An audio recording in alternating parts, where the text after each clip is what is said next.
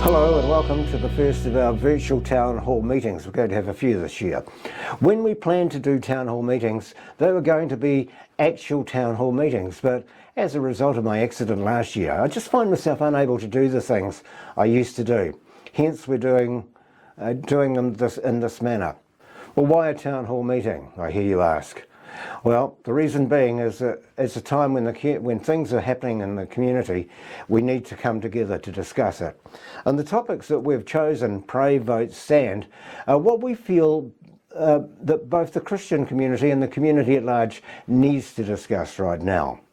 Now, this year we've already seen change in our political, economic and global world, and it's only the first month of the year. Being a town hall meeting, we're open to feedback and questions that you may want answered. Feedback you can leave under the comments section. But if you have a question, feel free to message us and we'll answer it at our town hall meeting next month. Now, most people who are viewing this will know I call it as I see it, using the Bible as my foundation. Today, it's not going to be any different. My comments, dependent on your own viewpoint, may be right on the money, and for some, you may switch off because you disagree. That becomes your choice, but I won't back down and be politically correct, just truthful. The word pray is top of the list, and for some, prayer time is a way of life. For others, it's something they do when they're desperate. And for others, it's a platitude. You know, the one like you're in our thoughts and our prayers. We all pray for differing reasons. Me, I pray for all the things that Jesus spoke about in Matthew 6 when he said we should pray like this. Others pray for health, riches, tell you what, that's a long list. They pray in times of distress, for example, when they're in danger. A plane falls from the sky, but you know, for some, this is the only time that they're going to pray. And for some Christians, they only pray to God when they just want something. And then there are the hypocrites, who by their actions and belief deny the true God of the Bible, and some who themselves professed to be believers but walked away. But they were prepared to mislead a nation of Christians and take advantage of a horrific event which resulted in other people's misery and to stop a nation and call the nation to pray to a false god. You may remember that. The interesting thing about the word prayer is some only see it as a form of supplication, that is to act, to ask, petition another party, either earnestly or humbly, to provide something we want. Usually in a prayer form it's directed at God to deliver, who we know is slow. The Bible tells us he's slow to anger, but he does, if it's in his will, deliver eventually. Keep that thought in mind when asking for that new house or car. Is it God's will you should have these things? Now, prayer can also be used as a form of thanking God for providing something we did or didn't ask for. For some, prayer is a conversation with the Creator of mankind. It can be formal, informal, or just on a casual basis, but regardless of how you do it, its importance is huge. Let me explain the reasons why we should pray. Simply by doing so, we're acknowledging God as the provider of all things, as the creator of this world, of you and I, along with the fact as humans, we're the only living species on the planet who can do this. So it's important we keep this channel open and not just call on God when things are going astray in our lives. As humans, we sometimes get annoyed with people we know. You know the type I'm talking about, the neighbour, the friend or the relative you never hear from until the day they want something. We all have people like this in our lives. You know, I often wonder if that's how God feels, but I'm just brought back to the reality with the words of Joel 2:32 and Romans 10:13, where it says that everyone who calls on the name of the Lord will be saved. Well, why would I mention the word pray today? The reason I mention it in such a public forum such as this, as to pray as a community makes an impact. It says something about you. Put into a way you can understand, praying for something as a community sends a message of unity to our God, but also to each other. If we're taking the example of a community issue, for example in Tauranga, the commissioners who were put in place by central government to run the city are planning to shut down the Bay Park Speedway and the sports arena and move it all to another location. Now, Tauranga residents, I found out, are incensed by the proposal and are forming together to petition the government-appointed commissioners.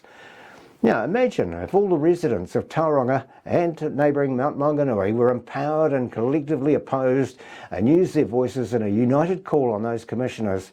I'll tell you what, if you're a commissioner, you'd be listening and your decision would be different. The same goes for prayer. Imagine the noise in heaven if a community prays for a solution for a problem it needs sorted. Even more so if we as a community, as a country rather, prayed in unity. I want to remind you of the words from the Bible, John 16:24. Until now you have not asked for anything in my name. Ask and you will receive, and your joy will be complete. You know, the answer is always no until we ask the question. Many people think God is not hearing them. You need to ask God the question. It doesn't matter if you're a regular churchgoer or not. We can all go down on our knees and ask God the question, whether it'll be, will you forgive me for my sins, or as a united community wanting an end to the evil that's happening. On that note, a saying wrongly attributed to American writer Edmund Burke, which may be familiar, was evil triumphs when good men do nothing. Which brings me to the second point on our list, vote. For many Christians in our audience, voting is something they don't do. You know, they're quick to pull out John 15:19, which says, regarding believers, they do not belong to this world. For some, they see this as a way of copping out because they misinterpreted, you do not belong to this world, as to take no part in this world. Well, for the delight of the purist amongst you, reading John 15:19 from the King James Version, If ye were of the world would love his own. But because ye are not of the world, but I have chosen you out of the world, therefore the world hateth you. Thank goodness we don't talk like that anymore. It's true though, but Jesus was not from this world, but throughout his life and ministry, he was still bound and acknowledged earthly authority. In Matthew 22, in the NIV version, note Jesus' response to the Pharisees when they asked him about paying the imperial taxes to the Roman government using a coin. He asked them, whose image is this and whose inscription? Caesar's, they replied. Then he said to them, so give back to Caesar's what is Caesar's and to God what is God. And going back to acknowledging the power of earthly government, it was obedience to the government of the day that Joseph took a heavily pregnant Mary to his place of birth, Bethlehem, for the census. Well, when we're talking about praying, I mentioned how great it would be if the community came together united in prayer. Over the past 5 years, we in New Zealand have been subjected to evil. I'm not going to relitigate, as I've many times spelt out the evil direction this country has taken in past podcasts, all of which, by the way, are available on our website or on this YouTube channel.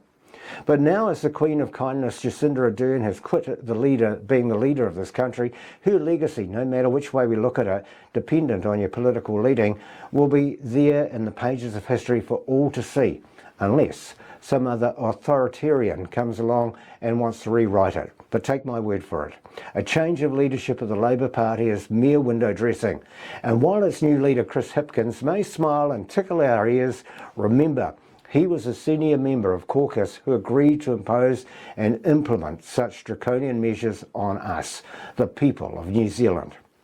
And while he may make noises about a readjustment of priorities, what may be dropped before an election may simply resurface again if they are successful in the forthcoming election.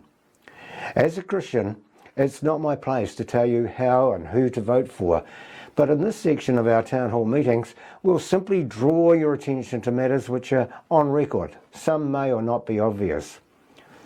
But where do we as Christians stand when it comes to an election? Indeed, where does the church in New Zealand stand? I can answer that in a nanosecond. Simply, they don't. They're not united in any one thing. Abortion, euthanasia, same-sex marriage, vaccination certificates. Come to think of it, they're not even united on who the one true God is. The church should be united, not fragmented as it is today, where they can't even show unity on biblical issues. Christ's followers should look at the issue of life as an example. Why does the church remain silent? Why are they not willing to defend the unborn? You know, they say life is a holistic issue, which it can be, but they tend to gravitate towards other issues like climate change, immigration, or other environmental issues. So they approach life from this holistic viewpoint, which all sounds like it's come out of some New Age booklet. But let me ask you and your church, which leads you in worship to God, the giver of life, why is it, as a Christian, we don't defend the basic right to life? If you can't defend the basic right to life, then the economy, saving the planet, saving the Archie speckled frog on the Coromandel, all means nothing. Why, you may ask, do we have a major issue in bringing churches onto the same page of what is right and what is wrong? The church, and who is the church? It's you and I, who make up the body of Christ. You know, Dietrich Bonhoeffer called the church's silence as action. In other words, it wasn't heard in Nazi Germany, it wasn't seen, it wasn't united. Its people were left destitute and not hearing the true word of God to galvanize them against this evil. Their act was to remain silent. But where was the voice of the church when this government, this New Zealand government, wanted to impose an apartheid regime using vaccination mandates? Where was your church taking a stand? Remember, evil will advance when good men do and say nothing. Unity must have a foundation, and that must be the Bible. Imagine for one moment what influence would a united church have on the culture of New Zealand. You know, the last census put Christianity and those who have a belief in God is around 39%. You know, that's a big number. That's still a big number. You know, God told the Israelites in Leviticus 26:8, he said, 5 of you will chase 100, and 100 of you will chase 10,000, and your enemies will fall by the sword before you. My friends, we need to drive the evil from this land. We as Christians need to put an end to those who call evil good and good evil, who put darkness for light and light for darkness, who put bitter for sweet and sweet for bitter. As Isaiah said in chapter 5, he said, woe to them. Politics in New Zealand are either left, centre right, or alt-right. Oddly, churches in New Zealand are exactly the same. Currently, we have a left-centred government which has enforced many policies on the country which have been up front immoral. Abortion, same-sex marriage and euthanasia.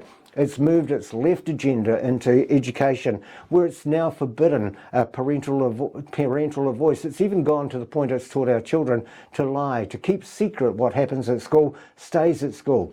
It's denied basic human rights to its own citizens. It's created a two-tier system. It continues to cause division with its proposed policy of co-governance. This government is attempting to force cultural Marxism onto the people via political correctness, hate speech, wokeness, cancel culture, and many, many other ways to change our culture.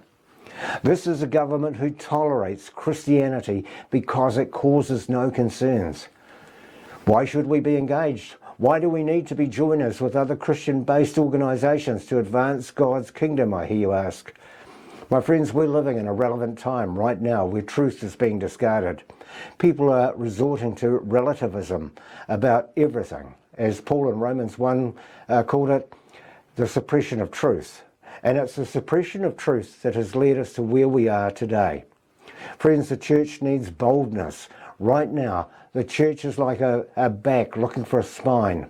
Unity is needed. Take the lesson the left has taught us. They work together for a common goal.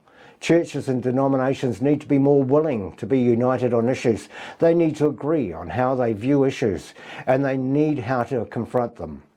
If we in New Zealand continue to have anything looking like a left-leaning government, then we need to confront it. Now, be warned, if this government in New Zealand can shut down a country, close the borders, stop you speaking to neighbours and shut down free speech, it can just as quick suppress the church. We as Christians need to stand strong. Today we are like the Israelites at the River Jordan, ready to cross into the promised land. Like them, we face taking the first step by putting our feet into the water. Remember, there was no bridge to give them an easy crossing. The Bible tells us the water of the Jordan was in flood. Standing there with your children and your possessions, to put your foot in the water wasn't going to be an easy thing. Even an experienced tramper today just wouldn't consider making a crossing of a flooded river. In 1 Joshua we read, no one will be able to stand against you all the days of your life. As I was with Moses, so I will be with you, and I will never leave you nor forsake you. Be strong and courageous, because you will lead these people to inherit the land I swore to their ancestors to give them. Be strong and very courageous. Be careful to obey all the law my servant Moses gave you. Do not turn from it to the right or to the left, that you may be successful wherever you go. Keep this book of the law always on your lips. Meditate on it day and night, so that you may be careful to do everything written in it. Then you will be prosperous and successful. Have I not commanded you? Be strong and courageous. Do not be afraid. Do not be discouraged, for the Lord your God will be with you wherever you go. Regardless of whether you're a pastor, elder, or pew sitter on a Sunday, we need courage, as today's world, as we know it, has but a short time left before we see the formation of a one-world government and the rise of the Antichrist. Like the Israelites standing on the precipice of the Promised Land, today's Christians stand in the same place and time. Like the Israelites could see the Promised Land, friends, this is our time. We can see the end of the system. We can sense the return that Jesus is near. This is the generation Jesus said regarding those who saw all the signs mentioned in Matthew 24 will know the end is near and will know it's right at the door. He said, and I quote Matthew 24, "Truly, I tell you, this generation will certainly not pass away until all these things have happened." We must continue to stand firm. You and I still have a job to do. Jesus said we must be the salt and the light of the world. We as Christians will not change the direction this world is heading, but we as God's people must stand firm and be vocal, adding the salt with our words in this culture. We must stand firm and not be tainted and accept the things of today's world. We should let our light shine, but I must ask, is there any spark left in your life for God? Or have you subdued it out of fear of the derision you'll face because of your beliefs? Let me repeat the words of God to Joshua if you didn't get it. My friends, in the coming days I ask you to be strong, be courageous. Pray daily, pray united. Whatever you do, make sure you open your mind and your heart to the Lord. Keep knocking, keep asking. Remember, the answer is always no till you ask the question. With plenty of opposition in the world, Christians who live in a democratic society should exercise their freedom as part of our stewardship to use all the resources we have been given in ways that honour God. To waste a vote is to squander a gift. As my last word, I'm going to leave you with the declaration of the Lord from Isaiah 54:17, where he said, "No weapon forged against you will prevail, and you will refute every tongue that accuses you. This is the heritage of the servants of the Lord, and this is the vindication from me."